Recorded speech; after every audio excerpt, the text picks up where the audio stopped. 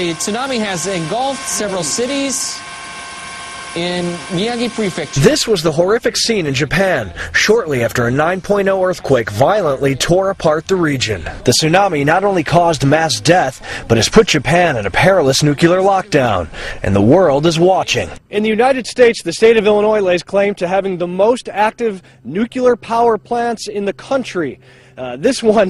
These two towers behind me, as you can see, just popping up in the middle of the world of agriculture around here, and there are farms with people living everywhere.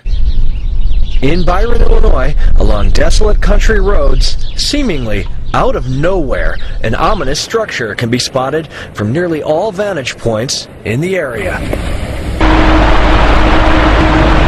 The roaring sound of steam and the billowing vapor clouds it creates can be heard and seen for miles.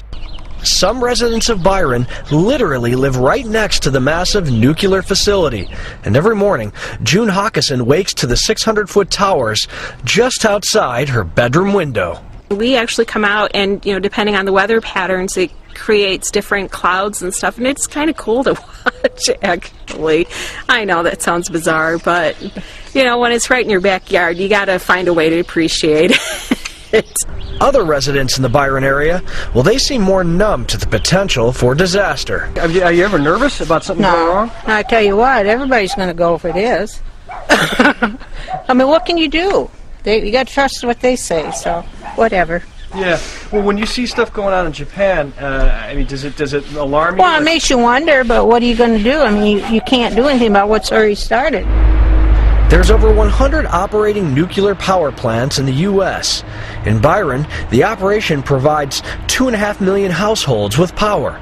Exelon Nuclear, the biggest nuclear operation in America, is watching the crisis in Japan and is concerned about the future of the industry's power. The nuclear industry in the world, it's a big supplier of electricity. In the U.S. here, about 20% of the power comes from nuclear generated electricity. Other countries like France gets about 75% of their power from nuclear.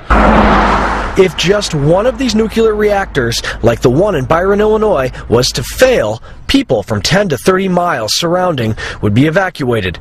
And in Japan, a growing panic is rampant with the uncertainty of the possible nuclear meltdown. Around the world, countries are on notice and taking a closer look at their own nuclear power structures. Robert Ray, Associated Press, Byron, Illinois.